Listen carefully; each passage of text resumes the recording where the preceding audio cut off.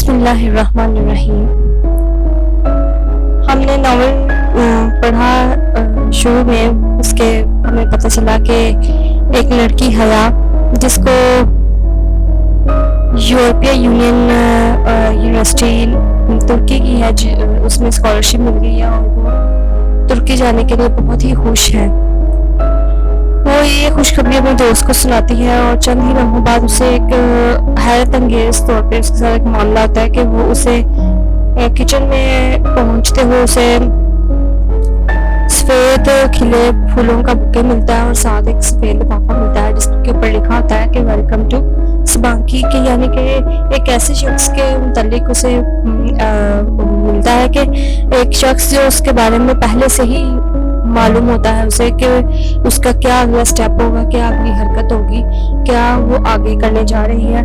ये मामला उसके साथ पहली दफा हुआ था कि उसे गुलाब के फूल और वो लिफाफा पहली बार उसे मिला था ये, और पहली बार उसके साथ ये मामला तो हुए थे। आगे देखते हैं कि आगे जो है वो उसके साथ क्या मामला होता है।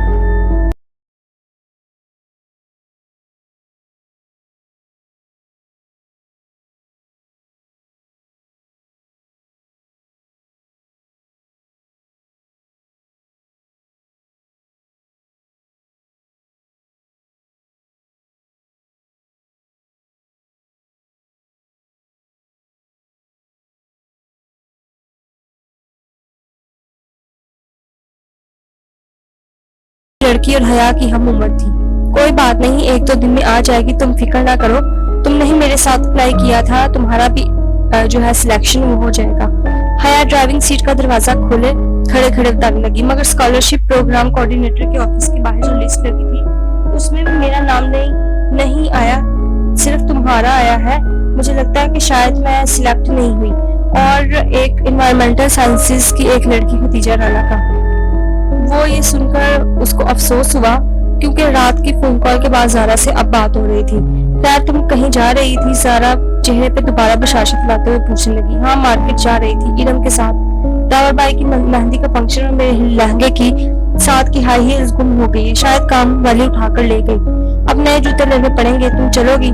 वो गाड़ी में बताने लगी। इस वक्त वो हल्की आसमानी कमीज और तंग चूड़ीदार पजामे में मलबूस थी। हमरंग दुपट्टा गर्दन पे लपेटा, बाल कमर पर गिर रहे थे और आदतन आंखों में गहरा काजल डाला था। हाँ चलो फिर जल्दी निकलते हैं। ज़ारा फौरन तैयार हो गई और फ्रंट सीट पर बैठ गई। इरम को भी लेना है। हया ने अंदर बैठकर दरवाजा बंद किया और चाबी घुमाई। वैसे तुम्हारा ताया बहुत सख्त है, इरम को यूं तुम्हारे साथ शॉपिंग पे आने की इजाजत दे देते हैं? इरम इन दोनों से जूनियर थी, इसका डिपार्टमेंट भी दूसरा था।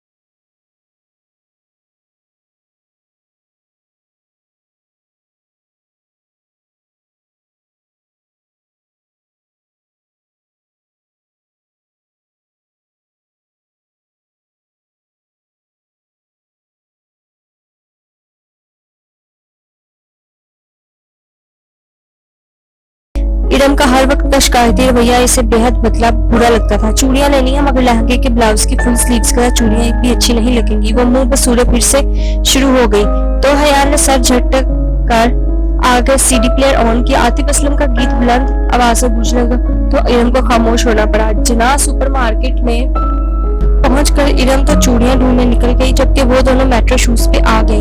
ये गोल्डन वाला जो तीसरे नंबर पे रखा है ये दिखाएं। बहुत देर बाद एक ऊंची हील इसकी नजर में जची।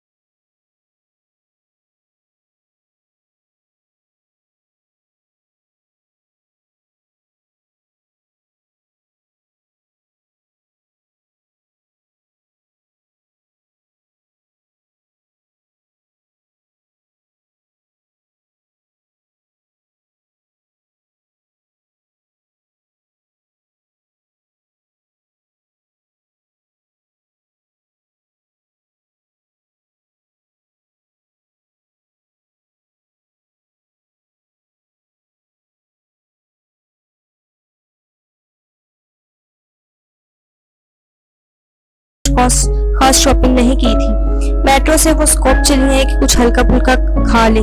रात की दावत तो ताए फुरकान की तरफ थी जो बेटे की शादी की खुशी में वो दे रहे थे। मेरे लिए पाइनएप्पल स्लश मंगवाए ना, मैं जरा बेकरी से कुछ ले लूं। इरम झट बाहर को लपकी। हया ने गहरी सांस लेते हुए अपनी जानिब का शीशा नीचे किया। सर्द हवा का थपेड़ा तेजी से अंदर आया, मगर इतनी सर्दी में स्लश पीने का अपना मजा था। वो पार्किंग लॉट में मौजूद थी और ठंडी हवा ने सारी जगह को घेर रखा था। इरम खासी कॉम्प्लेक्स लगती है।